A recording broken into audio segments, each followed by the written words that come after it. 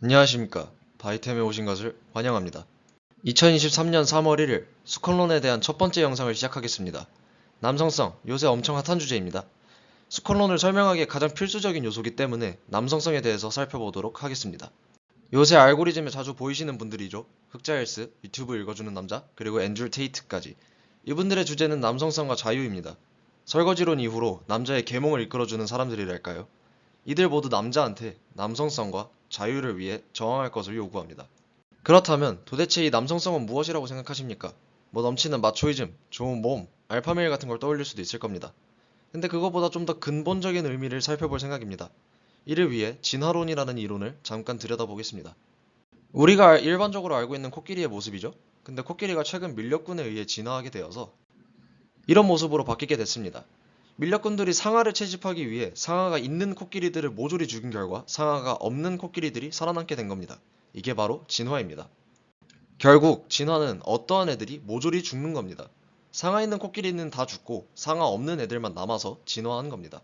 진화론의 가장 유명한 예시를 한번 볼까요? 핀치새라는 애들이 있는데 얘는 지들이 주로 먹는 음식에 따라 부리의 모양이 다릅니다. 우리는 일반적으로 그냥 자기가 먹는 음식에 따라 부리의 모양이 진화한 거구나 라고 생각하죠. 근데 진화는 뭐라고요? 어떤 애들이 전부 죽는 겁니다. 예시를 들어보죠. 저 부리를 가진 애들이 있다고 해봅시다. 어떤 놈은 작은 곤충을 먹으려고 하고, 어떤 놈은 열매나 씨를 먹으려고 하고, 어떤 놈은 선인장 즙을 먹으려고 하겠죠.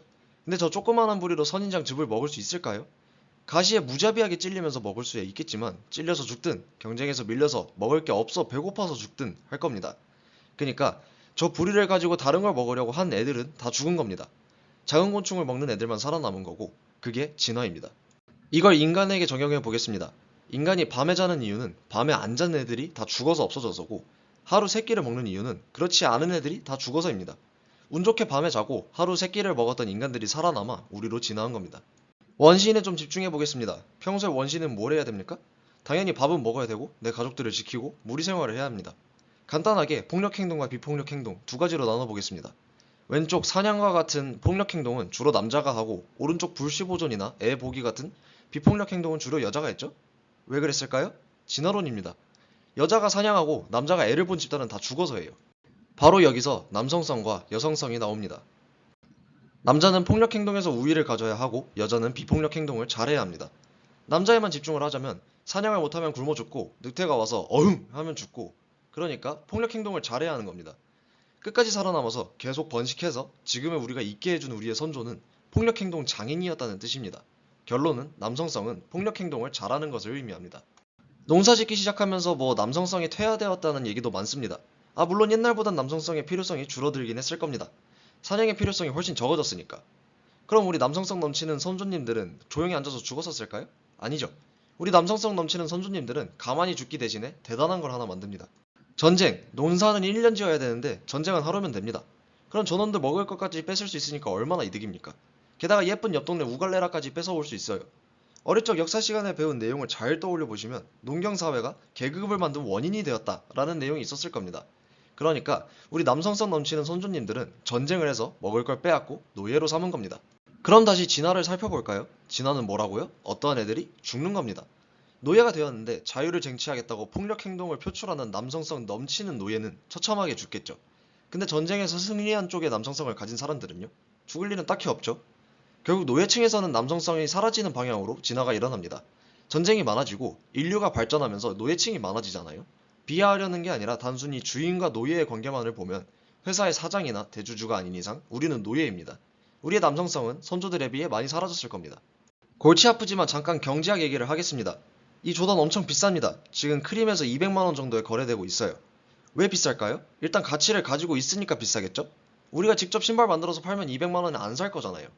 근데 이 신발 전 국민이 모두 다 신고 있다고 생각해봐요. 200만원이나 내고 사고 싶을까요? 안 그러죠. 결국 가치와 희소성 모두가 있어야 비싸게 팔리는 겁니다. 그런 남성성을 이 관점에서 해석해 보겠습니다. 노예층에서 남성성이 없어지는 방향으로 진화되었으니 희소성이 있습니다. 가치는 있을까요? 간단히 생각해보면 똑같은 남자 두 명이 있는데 한 명은 내가 위험에 빠졌을 때 나를 위해 폭력 행동을 잘하는 사람이고 나머지 한 명은 못한다고 생각해봅시다. 잘 싸우는 친구가 좋죠. 남성성은 그런 가치도 있습니다. 그런 남성성은 결국 비싸게 팔리겠네요. 그래서 어쩌라고.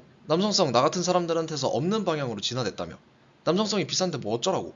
물론 인류가 계속해서 발전함에 따라 남성성은 사라지는 방향으로 진화가 일어났습니다. 극소수의 전유물이 되었죠. 근데 여러분, 남성성이 정말 하나도 남아있지 않으십니까? 이 300, 남성성의 끝판왕인 영화를 보고서 뭔가 느껴지지 않았습니까? 진화가 일어났다고 하기에는 너무 덜 죽었습니다.